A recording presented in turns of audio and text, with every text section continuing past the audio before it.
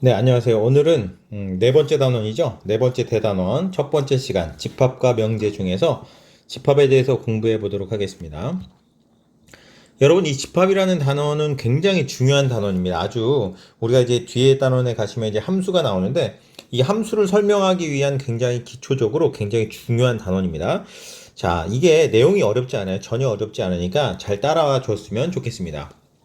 예전에는 교육과정에 이거 중학교 때 나오는 단원이에요. 물론 더 예전에는 초등학교에도 이미 집합을 공부할 정도로 그렇게 어려운 내용들 아니니까 대신 좀 생소할 수는 있습니다. 그 생소한 것은 금방 따라갈 수 있을 것 같아요. 자, 먼저 우리가 이러한 집합의 뜻에 대해서 한번 알아보고 넘어가 보도록 할게요. 자, 집합이라는 것은 뭐냐면 쉽게 말하면 이제 모임이에요, 모임. 모임이라고 할 수 있죠. 그럼 이제 어떤 모임이냐? 그러면 주어진 조건에 의해서 대상을 분명하게 정할 수 있을 때 그 대상들의 모임을 우리가 집합이라고 합니다. 다시요. 주어진 조건이요. 자, 책에 있으니까 중요한 단어만 제가 쓸게요. 주어진 조건에 의해서 대상을 분명하게 대상을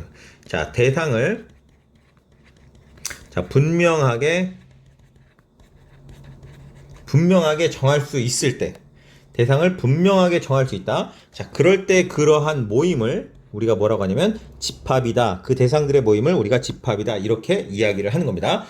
자, 간단하게 집합이 어떤 것이고 어떤 것은 집합이 아닌지를 옆에 문제를 통해서 바로 확인하도록 하겠습니다. 잘 보시면 맛있는 음식의 모임. 자, 맛있는 음식 뭐가 맛있나요? 여러분 뭐 피자를 좋아하는 친구는 피자가 맛있다고 할 거고 짜장면을 좋아하는 친구는 짜장면이 맛있다고 둘 다 맛있다라면 둘 다 맛있다고 하겠죠. 그죠? 자, 맛있는 음식에 대한 대상이 뭔지가 사람마다 다르다는 거죠. 이렇게 명확하지 않은 것은 집합이 아니다. 집합이 아니다라는 거죠. 자, 20의 양의 약수의 모임. 자, 20의 양의 약수는 뭐가 있습니까? 어떤 사람이 보더라도 1, 2, 5, 10, 20 이렇게 명확하다는 것을 우리가 알 수 있어요. 그래서 이런 것들을 우리가 뭐라고 하냐면 집합이다. 이렇게 얘기하는 겁니다. 자, 사계절 모임. 정확히 말하면 우리나라 사계절의 모임. 이렇게 하면 더 좋겠죠. 그죠? 사계절 뭐 있습니까? 봄, 여름, 가을, 겨울. 네 가지의 계절을 사계절이라고 하잖아. 그지? 사계절이 뭔지 대상이 분명하기 때문에 이런 것들을 우리가 뭐라고 하냐면 집합이다. 이렇게 이야기를 하는 겁니다. 자, 그러니까 여기서 이 집합이라는 건 그냥 모임인데 더 정확히 말하면 객관적인, 즉 분명하게라는 말은 객관적이다 이런 표현 쓸 수 있겠죠. 그죠? 객관적인 어떤 조건이 있어야 된다. 이렇게 누구나 다 알 수 있는 조건이 있어야 된다. 이렇게 기억하시면 좋을 것 같습니다. 자, 그 다음에 그 원소라는 것은 원소가 뭔지 한번 보면 그 원소는 집합을 이루는 대상 하나하나를 의미하는 겁니다. 자, 여기서 이제 대상을 분명하게 한다는 요 대상 있잖아요. 요게 사실은 뭐다? 원소다. 이렇게 이야기할 수 있는 겁니다. 자, 여기 넘어가서 이것도 볼까요? 자, 아까 말했지만 20의 양의 약수의 모임이라고 했을 때 그러면 그 대상들은 뭐가 됩니까? 20의 양의 약수니까 1도 되고요. 2도 되고요. 4도 되고요. 그 다음에 5도 되고요. 그 다음에 10도 되고요. 20도 되고요. 자, 이런 것들을 우리가 뭐라고 하냐면 원소다 이렇게 얘기하는 겁니다. 사계절의 모임이 뭐 있어요? 아까 말했지만 봄이 원소고요. 그 다음에 여름도 원소고요. 그 다음 뭐야? 가을. 마지막, 네, 겨울. 자, 요런 것들이 보다 원소다. 집합을 이루고 있는 대상 하나하나를 뭐라고 하냐면 우리가 원소다. 이렇게 이야기를 하는 겁니다. 자, 그래서요. 일반적으로 원소는 소문자로 많이 나타내고요. 소문자로 많이 씁니다. 소문자로 많이 쓰고, 자, 집합은 보통 대문자로 많이 씁니다. 꼭 그렇게 써야 되는 건 아닙니다만, 대부분 그렇게 쓴다 이겁니다. 자, 그래서 어떤 원소 A가 집합 A의 이렇게 쓰면 원소 스몰 A가 있는데 요것이 자, 집합 라지 A의 원소일 때 원소이다. 자, 요 표현이랑 이게 동일한 표현이 뭐냐면 동일한 표현이 A가 A에 속한다 이렇게 쓰는 거죠. 그리고 기호는 이렇게 씁니다. A가 A에 라지 A에 집합 A에 속한다. 자, 이렇게 속한다라는 표현을 쓰고요. 그 속한다는 것을 기호로 요렇게 씁니다. 기호로. 자, 요렇게 탐지창 같이 생긴 거 있죠? 자, 요렇게 씁니다. 만약에 집합 반대로 A가 이쪽에 있으면 요렇게 쓰겠죠. 그죠? 자, 이게 기억이 잘 못하는 사람이 있어서 요렇게 저는 기억했던 것 같아요. 자, 요렇게 애기가 엄마한테 밥 주세요. 이렇게 작은 애기가 큰 엄마한테 밥 주세요. 이렇게 주는 모양이다. 그래서 큰 쪽으로 입이 벌어진다. 집합이 큰 쪽이다. 이렇게 기억하시면 좋을 것 같습니다. 그 다음에 만약에 B가 A의 원소가 아니면, 자, B가 A의 원소가 아니다. 원소가 아니다라는 것은 어떻게 표현하면 되겠어요? B는 A에 속하지 않는다. 이렇게 하는 거죠. 속하지 않는다. 속하지 않는다. 라는 표현을 하는 거죠. 자, 우리가 이제 요 삼지창 같은 표현은 속한다, 속하지 않는다. 이렇게 그면, 그죠? 이거 같다, 같지 않다 이렇게 하듯이 똑같이요. 그래서 그면 속하지 않는다라고 우리가 집합과 원소 사이의 관계를 이렇게 표현할 수 있다. 기호로 표현할 수 있다라는 겁니다. 자, 그 다음에요. 이러한 집합을 나타내는 세 가지 방법이 있습니다. 한번 잘 기억해 보십시다. 자, 첫 번째 방법. 첫 번째 이렇게 하지 말고 1번 이렇게 쓸까요? 아니야, 이렇게 했어. 자, 첫 번째 방법은 뭐냐면 원소 나열법 이렇게 되는 겁니다. 자, 원소 나열법이라는 게 있어요. 자, 원소 나열법은 말 그대로 원소를 하나하나 나열하는 겁니다. 자, 그런데 그냥 나열하는 게 아니라 모든 원소를, 자, 모든 원소, 정확히 써야지, 그지? 자, 모든 원소를, 자, 이러한 중가로 안에 나열하여 나타내는 방법. 나열하여 나타내는 방법입니다. 자, 요러한 방법을 우리가 뭐라고 하냐면 원소 나열법이다. 이렇게 이야기하는 겁니다. 오케이? 자, 그러면 아까 얘기했죠? 20의 양의 약수의 모임 이렇게 했잖아요. 20의 양의 약수의 모임. 자, 20의 양의 약수를 원소라는 집합을 생각해 보면 원소가 뭐였어? 1, 2, 아까 4, 5, 그다음에 10, 20 이렇게 있잖아요. 그죠? 이 모든 원소를 이렇게 중괄호 안에 나타내는 방법. 이것을 우리가 뭐라고 하냐면 원소 나열법이라고 합니다. 자, 근데 원소를 그냥 나열할 때는 몇 가지 유의사항이 있는데요. 첫 번째 유의사항은 뭐냐면 순서는 중요하지 않는다. 순서 고려하지 않는다. 즉 무슨 말이냐면 제가 작은 순서대로 썼는데 큰 순서대로 쓰던 순서를 막 이렇게 섞어 놓든 전혀 그거에 대한 사실은 문제는 없다. 하지만 우리가 알아보기 쉽게 해서 이게 뭐랄까 작은 것부터 적는 건 우리가 이제 예의지만 아무튼 순서가 달라진다고 해서 다른 집합이 되는 건 아니다. 두 번째 그 다음에 중복하여 적지 않는다. 그러니까 예를 들어서 1 이런 식으로 적지 않는다는 겁니다. 어떻게 적어야 돼? 1밖에 없으면 1 이렇게 한 번만 적는 겁니다. 중복해서 적지 않는다라는 것. 그 다음에 세 번째, 자, 이게 뭐 땡땡땡 이거 뭐야? 줄임표 사용 생략 뭐라고 해야 돼? 줄임표라고 해야 되나? 이거 사용 가능이다. 이게 무슨 말이냐면요. 자, 예를 들어서 어떤 집합이 있는데 1부터 100까지의 자연수 집합 이렇게 했다고 합시다. 그럼 원소 나열법으로 나타내면 어떻게 돼요? 1, 2, 3, 4. 자, 모든 원소를 다 써야 되잖아. 100까지. 그지? 이걸 언제 다 씁니까? 이렇게 일정한 규칙이 있거나 너무 원소가 많은데 이러한 규칙이 있을 때는 이게 일씩 계속 커지는 거잖아. 그지? 이러한 규칙이 있을 때는 자, 이렇게 원소 이렇게 뭐죠? 줄임표를 이용해서 원소 나열법으로 사용할 수 있다. 그러니까 줄임표를 사용할 수 있다는 거 참고로 알아두시기 바랍니다. 보통 이제 이렇게는 안 하고 이렇게 땡땡땡 하고 자 보통 1부터 100까지 써라. 그러면 어떻게 쓰냐면요. 1, 2, 3까지 쓰고 적어도 3개는 쓰고 그 다음에 말줄임 컴마하고 말줄임표 컴마 한 다음에 마지막 원소 자 요렇게 써주는 게 예의입니다. 꼭 이렇게 써야 된다는 건 아닌데 보통 이렇게 많이 씁니다. 예의상. 어쨌든 우리가 줄임표를 사용하여 원소 나열할 수 있다. 말했지만 원소가 너무 많으면 이 원소 나열법으로 나타내는 것이 사실 좀 어려움이 있죠. 그 다음에 이게 규칙이 좀 애매하다. 표현하기가 들쑥날쑥이야 원소가. 그러면 다 써야 되는 번거로움이 있죠. 그죠? 자, 그래서 요거보다 조금 더 세련된 방법이 두 번째 방법인데 이게 바로 뭐냐면 조건 제시법이라는 거예요. 조건 제시법 말 그대로 뭡니까? 조건을 제시해서 나타내는 거야. 그러니까 집합에 속한 원소의 어떤 공통된 성질들을 조건으로 제시하여 나타내는 방법. 그것을 우리가 뭐라고 하냐면 조건 제시법 이렇게 얘기하는 겁니다. 그러니까 원소의 공통된 성질을 조건으로 나타내는 겁니다.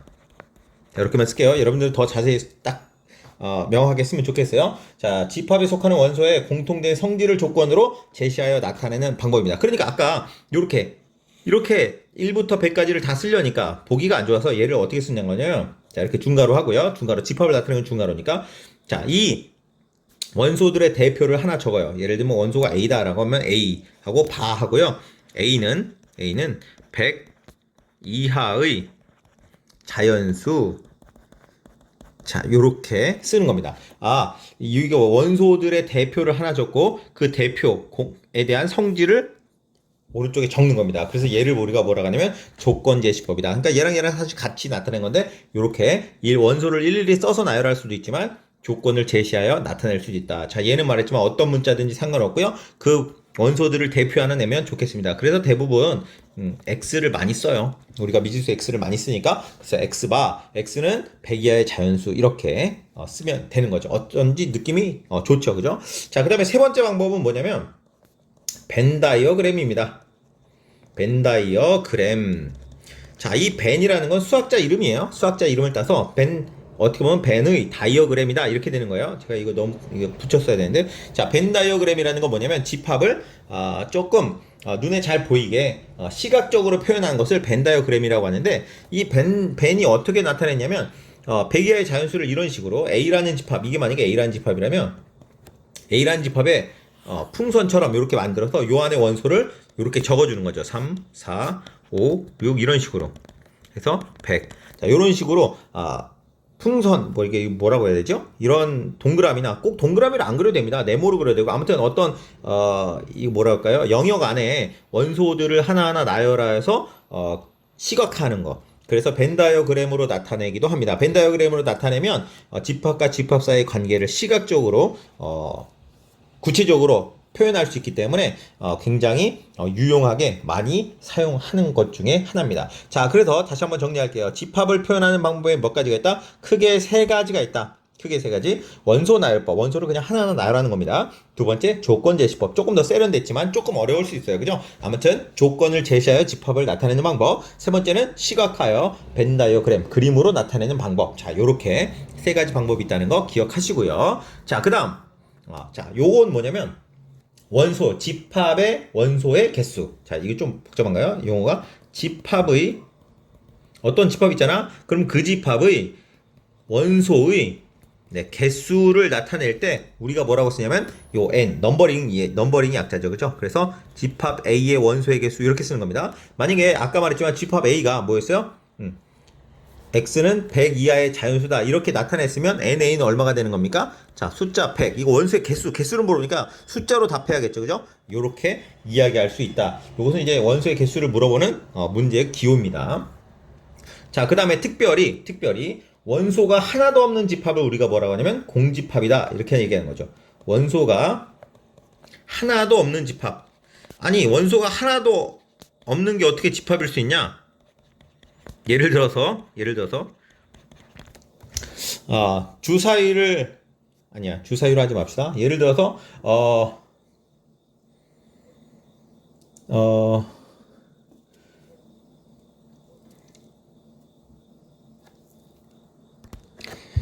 이렇게 1 미만의 자연수의 모임. 자, 1 미만의 자연수의 모임 이렇게 얘기하면 대상이 분명하죠. 1보다 작은 그런 자연수라는 대상이 분명하지만 그러한 대상은 존재하지 않잖아. 그지? 그러한 집합을 우리가 공집합이다 이렇게 얘기하고요. 공집합은 어떤 기호로 쓰냐면 자, 요렇게 파이죠.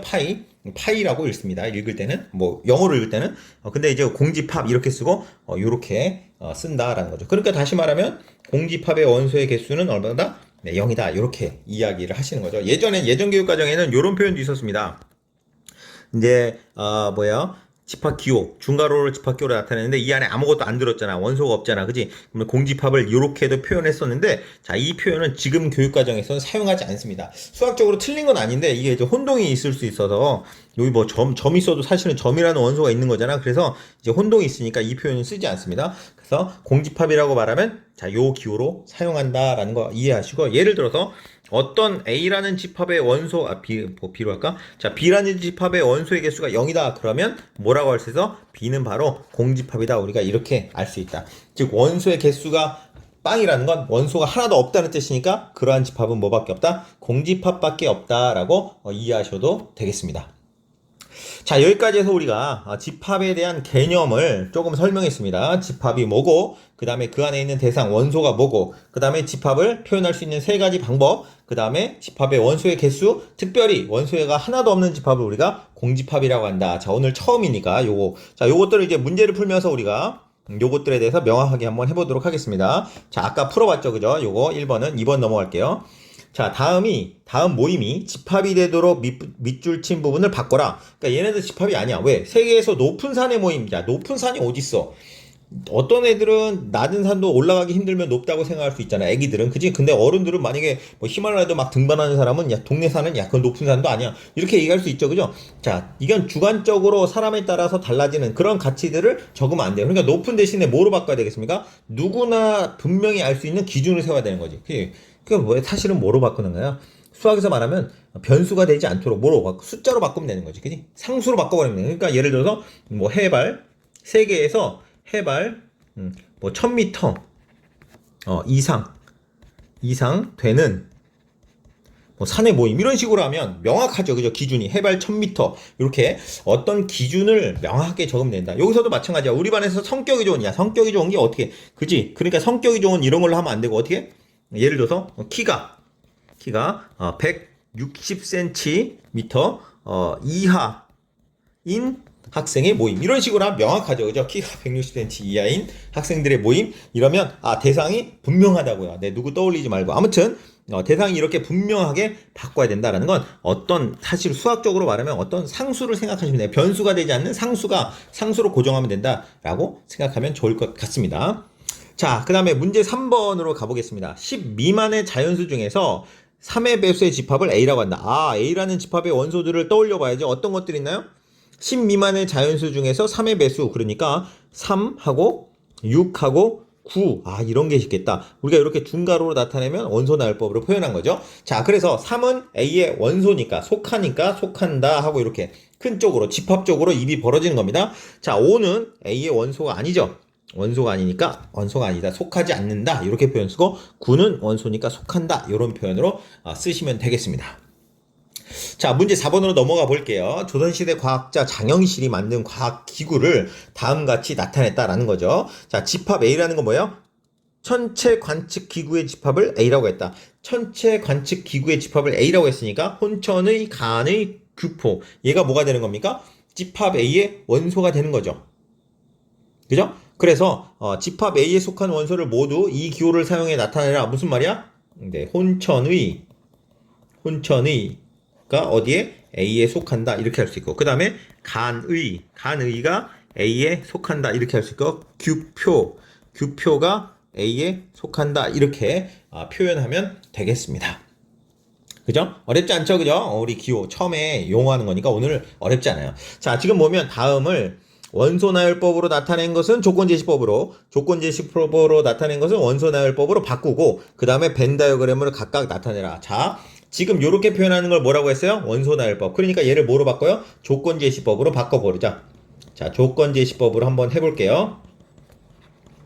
자, 그러면 조건제시법이라는 건 어떻게 해야 되냐면 요 원소들의 특징을 잘 골라내야 돼요. 어떤 특징? 2, 3, 5, 7, 11, 13 뭐예요? 뭡니까? 소수죠, 소수. 자, 이건 소수야. 약수가 1과 자기 자신밖에 없는 수들이죠. 그런데 그게 뭐야? 13, 2부터 13까지. 그러니까 저는 이렇게 할 겁니다. 자, 원소의 대표를 X라고 잡고요. X는 13 이하의 소수의 모임. 이렇게 조건을 나타내면 이게 뭐가 되는 겁니까? 조건제시법으로 나타낸 겁니다. 자, 제가 소수라고 적었지만 읽을 땐 소수라고 읽고요. 소수라고 읽으면 0.123 요런 게 우리가 이제 소수예요. 자, 소수라고 읽어주세요. 자, 아무튼 요거 그 다음 뭐라고? 벤 다이어그램으로 나타내보자. 그러니까 A 집합 있고요. 자, 여기 이렇게 어떤 뭐 동그라미인데 네모는 상관없어요. 요 안에 원소를 적는다. 2, 3, 5, 7, 11, 13. 자, 이렇게 나타내면 됩니다. 자, 여기다 컴마 찍지 않습니다. 컴마 찍지 않아. 왜냐면 이제 컴마도 원소냐 이게 헷갈려요. 왜냐면 이 기호 안에 이렇게 숫자를 동그랗게 적기 때문에 이게 일렬로 적는 게 아니잖아요. 이렇게 나열하는 게 아니라 나열할 때는 컴마 찍어야 돼요. 원소 나열법에서는. 하지만 이 벤 다이어그램에서는 점을 찍지 않는다. 참고로 알아두시기 바랍니다. 물론 이거는 공통된 약속은 아니에요. 이게 그림이기 때문에 하지만 기본적인 그거는 컴마나 점을 찍지 않는 게 원칙입니다. 찍었다고 틀렸다고 할 수는 없지만 어쨌든 자, B는 뭐예요? 조건제시법으로 나타내져 있네요. 그러면 우리 이번에 뭐예요? 원소 나열법으로 한번 나타내 볼게요. 원소를 하나하나 적으면 되는 거예요. 그쵸? 자, 15의 양의 약수 뭐 있어요? 1, 3, 5, 네, 15. 아니, 13이라고 썼네. 네, 15. 자, 요렇게 나타낼 수 있다. 자, 벤 다이어그램으로 나타내 보자. 벤 다이어그램. 저는 이번에 네모나게 그려 볼까요? 그다음에 1, 3, 5, 15. 자, 요렇게 나타내면 되겠다. 자, 어렵지 않죠? 그죠? 여러 가지 표현 방법 여러분 익숙해져야 합니다. 자, 그다음에 네, 그 다음으로 넘어가서 원소 나열법과 조건제시법으로 나타낼 수 있는 집합의 예를 각각 찾으세요. 여러분이 찾으시면 돼요. 여러분이 하나 찾아가지고 원소 나열법, 조건제시법을 한번 구해 보시기 바랍니다. 자, 이거 제가 안 풀었다고 해서 여러분 이거 빈 공간이 있으면 안 돼요. 반드시 한번 풀어보세요. 이런 문제가 좋은 게 뭔지 아세요? 네, 누가 누구 걸 베꼈는지 단번에 알 수 있다. 이거 진짜 뭐 100만 가지 나올 수 있는데 이게 똑같은 게 나왔다는 게 말이 안 될 정도거든요.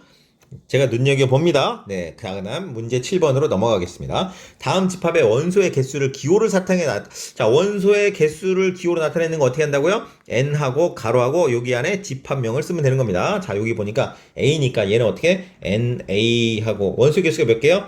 예, 3개다. 이렇게 쓰는 거죠. 자, 그 다음에 요 b는 원소의 개수가 몇 개입니까? 그냥 보니까 잘 모르는데 x제곱 플러스 4는 0이 되는 x는 실수다. 자, 제곱은 뭐야? 실수면은 얘는 제곱하면 항상 0보다 크거나 같아. 얘는 0보다 크거나 같잖아. 근데 4를 더해서 0이 될 수 있어요, 없어요? 없죠. 사실 이거잖아. x제곱은 마이너스 4인데 그러면 x는 뭔가요? 플러스 마이너스 2i 이렇게 되는 거잖아. 그지? 자, 그러니까 얘는 사실 뭐예요? 원소의 개수가 몇 개? 없다. 공집합인 거죠. 사실 B는 뭐다? 공집합이다 라는 겁니다. 자, 그 다음에 C의 원소의 개수는 어떻게 될까요? 1, 2, 3, 4 땡땡땡 했다는 건 무슨 말이에요? 1부터 48, 49, 50. 1부터 50까지구나. 그래서 50개구나. 이렇게 적을 수 있다는 거죠. 자, 그 다음에 D의 원소의 개수도 한번 생각해 볼까요? X는 X 절대값이 3보다 작은 정수. X값이 3보다 작다. 요거 한번 풀어볼까요? 그러면 마이너스 3보다 크고 X는 3보다 작다 이렇게 되고 여기 안에 들어가 있는 정수는 마이너스 2, 1, 0, 1, 2 해서 총 5개가 되더라. 이거는 죠. 자, 원소 나열법으로 쓰면 훨씬 더 편하겠죠. 마이너스 2, 마이너스 1, 0, 1, 2. 자, 요렇게 5개라는 거. 요 컴마입니다. 컴마. 쉼표. 요렇게 찍어서 원소 나열법으로 나타낼 수 있고 그 다음에 원소의 개수를 세면 더 편할 수도 있겠습니다. 자, 수학 역량 기르기를 한번 보겠습니다. 자, 다음 중 옳지 않은 설명을 한 학생을 자, 요거 잘 보세요. 공집합은 원소가 하나도 없으니까 n하고 공집합은 0이야. 공집합의 원소의 개수는 0이야. 맞죠? 얘는 맞아요. 맞아. 오케이. 자, 그 다음에 얘는 집합의 원소가 0이니까 0이야. 잘 보세요. 자, 요런 집합의 원소는 뭐예요? 원소는 0이죠. 그러니까 요 집합에 어떻게 0이라는 원소가 속한다. 그러니까 이 집합의 원소의 개수는 어떻게 되는 거예요? 얘는 1이 되는 거죠. 원소의 개수 1이다. 그래서 혜영이는 틀렸다라는 얘기죠. 자, 그 다음에 얘는 1이다. 자, 지금 집합이랑 얘랑 착각하시면 안 돼요. 자, 지금 요렇게 얘기하면 이건 틀린 말이죠. 왜냐면 얘는 0이라는 애를 원소로 갖고 있는 집합, 1이라는 애를 원소로 갖고 있는 집합이지만 0이라는 애를 원소로 갖고 있는 애의 원소의 개수는 1이고 자, 1 하나만 원소로 갖는 집합의 원소의 개수도 1이기 때문에 요 두 개는 자, 요것과 요거는 같다. 얘도 맞는 말을 했다라는 걸 알 수 있습니다. 여러분 요런 거 약간 헷갈리지만 잘만 생각하면 천천히 생각하면 충분히 알 수 있는 거니까요. 꼭 한번 헷갈리지 않게 잘 기억해 보도록 하시면 좋을 것 같아요. 자, 스스로 해결해 볼 문제도 어렵지 않으니까 제가 설명하면서 넘어가도록 할게요. 자, 다음 중 옳은 것은 이렇게 얘기했습니다. 자, 요거 뭘까요? 자, 자, 조심하셔야 돼요. 자, 요거는 뭘까요? 요거는. 자, 제가 말했지만 요거는 뭐라고? 공집합이라고요? 그럼 얘는 뭐야? 공집합이라는 애를 원소로 갖는 집합이다. 이해되시나요? 얘는 공집합이랑 다른 애입니다. 그러니까 다시 말하면 공집합이라는 애를 원소로 갖고 있는 집합의 원소의 개수니까 원소의 개수는 1이 아니고 뭐라고요? 얘는 하나가 되는 거. 0이 아니라 하나가 되는 거죠. 그래서 0이 아니다. 얘는 틀린 게 됩니다. 다시 말하면 공집합이라는 애를 하나의 원소로 갖고 있으니까 얘는 1이라 해야 맞는 답이 되는 겁니다. 그래서 얘는 틀렸어요. 자, 3, 4, 5 집합의 원소의 개수는 3개죠. 3개. 쟤는 4, 4호라는 거 원소의 개수 2개. 그러니까 3에서 2 빼니까 얼마야 돼요? 얘는 3이 아니라 1이 돼야 되는 거죠. 그죠? 얘도 그래서 틀렸어요. 자, 01을 원소로 하는 집합의 원소의 개수는 뭐야? 2개죠. 그죠? 얘는 뭐야? 2라는 애를 원소로 갖고 있는 거니까 얘는 원소의 개수인데 얘는 집합이잖아. 그러니까 얘는 틀린 거야. 말도 안 되는 거야. 자, 말했지만 n 뭐시기는 숫자를 얘기해야 돼. 숫자로 대답해야 돼요. 자, 얘는 뭐야? 지금 집합이잖아. 그죠? 네, 집합으로 얘기하면 안 되는 겁니다. 그래서 얘는 당연히 틀리는 거예요. 당연히 뭐 개수 따져볼 것도 없이 틀리는 겁니다. 자, 아까 나왔죠? 0이라는 원소를 하나 가지고 있는 집합이니까 얘는 1이고요. 자, 얘도 1이라는 원소 하나 가지고 있으니까 1이고 같다? 네, 맞죠. 그래서 4번이 맞는 답이 되는 겁니다. 자, 5번 보겠습니다. x는 10보다 크고 100보다 작은 5의 배수. 자, 5의 배수. 10보다 크고 100보다 작은 5의 배수 뭐 있을까요? 천천히 생각해 보시면 돼요. 15, 네, 20, 25 해서 어디까지? 네, 95까지. 자, 이렇게 될 거 아니에요. 그죠? 자, 이렇게 될 거다. 자, 원소 개수 몇 개입니까? 정확히 말하면 100 이하의 5의 배수가 몇 개냐면 20개인데 그 중에 100 하나 빠지고요. 그다음에 5랑 그다음에 10 빠지니까 3개가 빠지죠. 그래서 정확히 말하면 20이 아니라 17 이렇게 돼야죠. 요거의 원소의 개수는 17이 돼야겠다. 그래서 20이라고 했으니까 얘도 틀렸다. 이렇게 생각하시면 되겠습니다. 물론 이제 더 정확히 말하면 5의 배수인 자연수라고 해야 되지만 우리가 일단 어떤 수의 배수다 이런 표현 쓰면 자연수라는 것이 어느 정도 인정되는 거기 때문에 여기서는 이제 자연수라는 말 굳이 안 써도 우리가 자연수로 받아들여주면 될 것 같습니다. 자, 아무튼 여기 조금 혼동될 수 있는 문제 한번 넣어봤습니다. 여러분 보시면서 혼동되지 않도록 잘 해결해 보시도록 하고요. 자, 2번으로 넘어가 보겠습니다. 자, 집합 A는 0, 1, 2. 자, 이렇게 되어 있습니다. 집합 A는 0, 1, 2요. 자, 그 다음에 집합 B는 마이너스 1과 1 이렇게 됐을 때 집합 C는 뭐냐면 X라는 원소인데 얘는 뭐냐면 A, B, 얘를 곱한 거예요. 근데 A는 뭐냐면 A의 원소고 B라는 건 B의 원소다. 그러니까 다시 말하면 A의 원소 하나, B의 원소 하나 곱해서 그 다음에 C의 원소를 만들겠다라고 이야기한 거죠. 그러면 이렇게 생각하면 하나하나 곱하면 돼요. 그래서 0 곱하기 여기 A의 원소고 여기 B의 원소요. 곱해봅시다. 0 곱하기 마이너스 1 그러면 0이라는 원소 나오고요. 이게 C의 원소가 되는 겁니다. 자, 그 다음에 뭐가 돼요? 0 곱하기 1 하면 얘도 0이고요. 그 다음에 1 곱하기 마이너스 1 하면 네, 마이너스 1. 그 다음에 1 곱하기 1은 네, 1 이렇게 되고요. 그 다음에 2 곱하기 마이너스 1은 마이너스 2요. 그 다음에 2 곱하기 1은 네, 2요. 자, 이렇게 총 6가지가 나오게 되겠죠. 그죠? 자, 이렇게 하나, 둘, 셋, 넷, 다섯, 여섯 이렇게 총 6가지가 나오게 되겠다. 자, 그래서 얘를 이제 원소나열법으로 C를 쓰면 되겠습니다.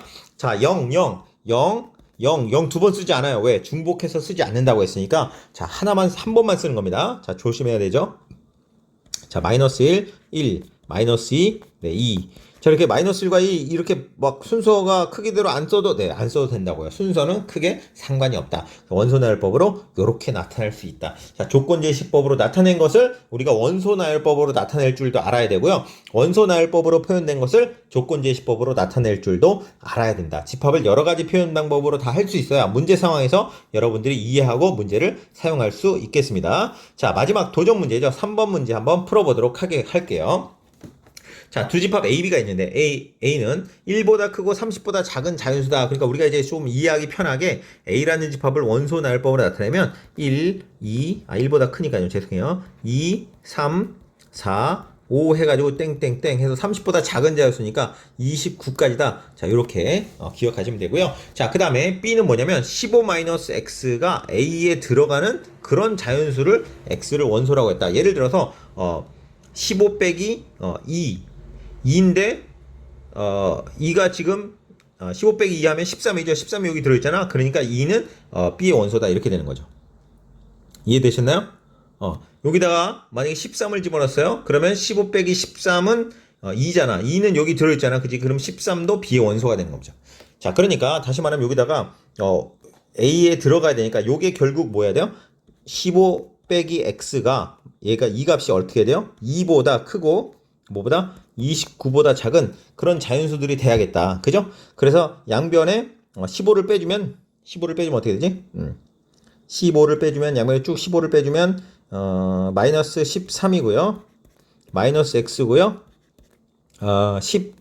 14인가요? 14 빼고 양변에 또 마이너스를 곱하면 부등호 방향 바뀌죠. 그죠? 13 x 14 이렇게 되고요. 마이너스 14죠. 마이너스 14 이렇게 되고, 자, 인 자연수라고 했으니까 이게 속하는 자연수라고 했으니까 x는 자연수여야 돼요. 자연수여야 되니까 마이너스는 안 되겠죠. 그죠? 따라서 다시 말하면 1보다 크거나 같고 x는 13보다 작은 이런 원소가 돼야겠다. 따라서 B라는 집합은 어떻게 되는 거예요?